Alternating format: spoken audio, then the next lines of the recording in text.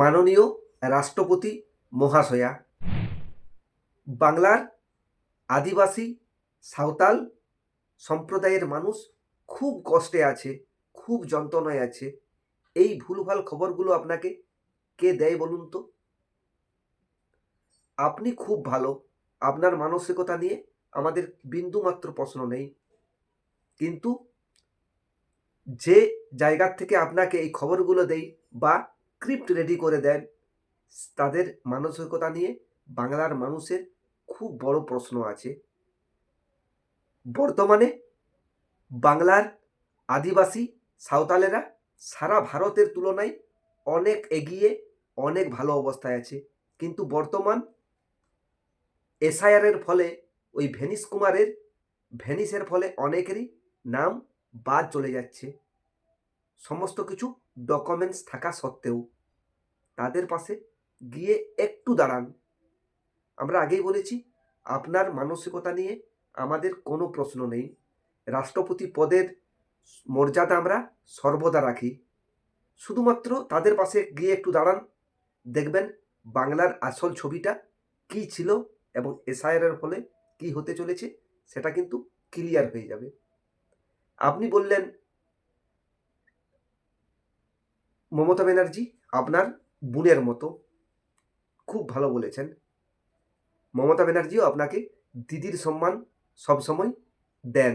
এই দিদি বোনের সম্পর্কের মাঝে কেন ওই মিডিয়া ডেকে বাংলাকে নিয়ে প্রশ্নচিহ্ন খাড়া করা? কেন?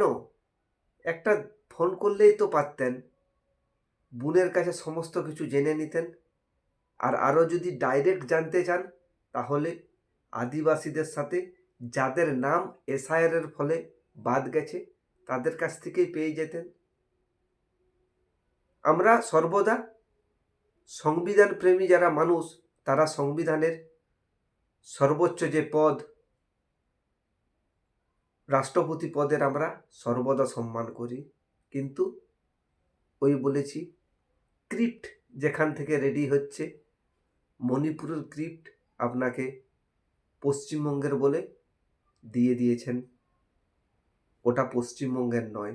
আসল আদিবাসীদের দুঃখ দুর্দশা খুঁজতে গেলে আপনাকে মণিপুরে যেতে হবে। একটু অনুগ্রহ করে সারা ভারতে ঘুরুন, তুলনা করুন, দেখবেন শুধুমাত্র এসআইআরের ফলে যে যন্ত্রণা আদিবাসীরা পাচ্ছে সেটা ব্যতীত কোনো যন্ত্রণা পশ্চিমবঙ্গে নেই। পশ্চিমবঙ্গের আদিবাসীরা খুব আনন্দে আছে, উন্নয়নের সংস্পর্শে আছেন। হাত জোর করে ক্ষমা চাইছি যদি রাষ্ট্রপতি পদের আপনাকে যদি কোনোভাবে আমার বাক্যের মাধ্যমে কোনো রকম অবমাননা করেছি, ক্ষমা চেয়ে নিচ্ছি। প্লিজ ওই পদটার মর্যাদা রেখে রাজনীতি করবেন না।